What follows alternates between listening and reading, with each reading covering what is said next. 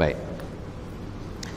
Dan hukum adat itu, hukum adat pula, maka iaitu racan, iaitu ibarat atau ungkapan. Iaitu racan artinya satu ungkapan daripada artinya tentang. Iaitu racan atau ungkapan terhadap menyertai satu perbuatan. Itu ungkapan terhadap penyertaan satu perbuatan serta takarrur halnya. Takarrur tersebut daripada perkataan takarrara yatakarraru takarruran, yaitu artinya berulang-ulang kali. Baik, tadi dah kita faham hukum akal. Hukum akal adalah keputusan akal yang dipandu oleh nas syara', dan akal itu menghukumkan artinya mensabitkan sesuatu atau menafikan sesuatu. Nah, habis hukum akal. Hukum adat itu artinya satu keputusan yang keluar daripada pertautan antara satu perkara dengan berulang-ulang baru dapat keputusan. Satu pinggan, dah orang Melayu kita kata pada orang 9, dia kata sepinggan togak, sejunjung nasi. Ada, dia kata banyak air nasi sejunjung. Sejunjung maknanya sepinggan penuh. Ada, sepinggan penuh tadi itu pada adatnya kenyang ke tak kenyang. Dia kata pada adat tidak mengenyangkan, sah sako. Ada molo, kata orang 9 kan, ada membela hantu. Sebab sepinggan besar makan tak kenyang. Tapi pada adatnya kenyang ke tak kenyang? Pada adat kenyang. Ada tak orang makan sepinggan besar tak kenyang? Ada. Tapi kalau ikut majoritinya kenyang ke tak kenyang? Maka kenyang. Berapa orang kita test? Jadi sampel kita berapa orang? Daripada 10 orang yang kita pilih dengan sepinggan nasi yang sebegitu banyak, saya mendapati 8 daripadanya kekenyangan dan 2 lagi itu masih lapar. Contoh, ada. Kalau 3 pinggan saya rasa memang kenyang semua. Kalau ada kata tak kenyang, sako lagi. Molo. Tapi kalau dia kata sepinggan tadi itu yang penuh, pada adatnya apa dia? Mengenyangkan. Tapi ada ketidak sesuatu yang lain daripada adat tersebut? Ada. Itu dikatakan keputusan yang berdasarkan kepada berlakunya berulang-ulang kali, dan keputusannya sebahagian besar menunjukkan adalah sama. Contoh, sepinggan banyak tadi kan, kita buat keputusan macam mana? Api yang menyala tadi itu, kita julurkan tangan atas api tersebut, biasa dia terbakar kan? Kalau tak terbakar, hebat. Jari kan, nyalakan api tadi, kita letak jari kita. Terbakar ke tak terbakar? Bakar. Kita pergi ke zoo negara, rimau tengah lapar tu, julur jari kita, makan. Pada adat dah, yang kalau rimau lapar lah, kalau rimau kenyang peduli dia. Sekarang ni pada adat tadi, api itu pasti dia akan membakar jari kita. Tapi ada orang kata, saya letakkan jari di atas api, tak terbakar. Ada. Pada adatnya, terbakar. Kalau kita katakan mustahil, dia pasti terbakar. Takkan terjadi tidak terbakar. Nabi Ibrahim alaihissalam tak terbakar. Jadi, kita katakan, pada adatnya wajib terbakar, mustahil tidak terbakar, pada akalnya adalah harus terbakar.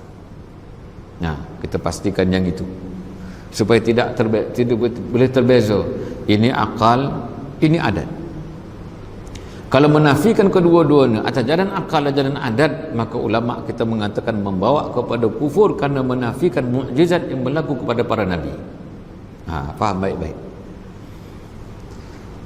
Kemudian dia kata tidak atas jalan berulang atau takarrur tadi. Takarrur maknanya berulang kali. Keputusan sebagai besarnya adalah menunjukkan sama. Maka itu dikatakan adat. Orang mandi siram dengan air, basah ke tak basah? Basah. Pada adat mesti basah. Pada adat. Nah, baik.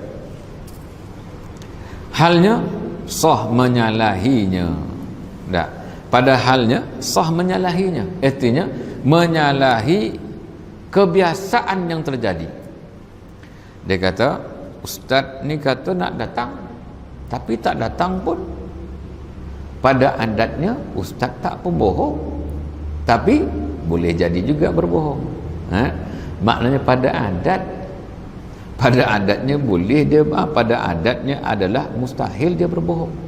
Dah, wajib dia tak bohong. Tu dia kata nak datang tapi tak datang. Kita kata macam mana tu? Pada adatnya dia tak berbohong. Dah. Karena adat bagi mana-mana guru agama itu tidak berbohong. Tapi boleh tak jadi dia bohong? Boleh jadi dia bohong. Maka atas kita punya husnuzan macam mana? Kemungkinan dia tak perasan, kemungkinan dia tak sedar, kemungkinan dia tidur dan sebagainya, ya. Baik. Dan tiada memberi bekas, dan tiada memberi bekas salah suatu itu kepada lainnya. Dah. Dan tiada memberi bekas salah suatu seperti api dan membakar. Api dan membakar. Tiada memberi bekas salah suatu seperti api itu kepada yang lainnya, kepada membakar sehelai kertas. Jadi pada adat api diletakkan kertas kering pasti dia akan membakar. Itu pada adat. Dan itu pada adat. Jadi katakan dan tiada memberi bekas, pada halnya sah menyalahinya dan tiada memberi bekas salah satu itu kepada lainnya. Maknanya boleh terjadi kertas kering itu diletakkan atas api maka tak akan terbakar. Seperti kisah yang saya pernah sebutkan pada kuliah dulu, lama dah. Kisah berlaku kepada tuan guru saya sendiri. Rumah dia terbakar, kita dengan tuan dulu kan, rumah dia terbakar habis semua kecuali kitab. Kitab daripada kertas yang lama kuning-kuning tak dibakar api, rumahnya habis terbakar. Pada adatnya macam mana? Mustahil kertas kering tak terbakar. Pada akal harus tak terbakar, kerana Allah boleh menjadikan api tidak dapat membakar kertas. Pada adatnya terbakar, mustahil tidak terbakar. Pada akal harus tidak terbakar. Baik, faham baik. Jadi kata boleh jadi menyalahi kebiasaan. Itu dipanggil dalam istilah kita kitab lama, dia kata mencarikan adat. Baik. Seperti api membakar, boleh jadi tak terbakar. Seperti mana Nabi Ibrahim alaihissalam dibakar oleh Namrud. Namruz nama sebenar dia. Namruz. Membakar Nabi Allah Ibrahim tapi tak terbakar. Baik. Dan makanan itu dalam mengenyangkan atau tidak mengenyangkan. Dan sekalian api dan makanan dan barang sebagainya, dan apa jua yang semisal dengan api dan makanan. Buatlah contoh lain, air basah ke dan sebagainya, sama aja. Pada adat kalau dites itu keputusan dia, maka itulah yang terjadi. Sebaliknya adalah mustahil. Tetapi kalau pada akal belum tentu lagi mustahil, kerana bergantung kepada innallaha ala kulli syai'in qadir. Baik. Dan bicara tafsil hukum adat itu, tafsil apa dia? Terperinci. Dan bicara yakni perbahasan secara terperinci tentang hukum adat itu telah tersebut, makna telah disebutkan oleh ulama dalam kitab Mutawwalat. Mutawwalat artinya kitab yang panjang-panjang perbahasannya. Dan hukum syarak itu wallahu subhanahu wa ta'ala a'la wa a'lam. Al-Fatihah.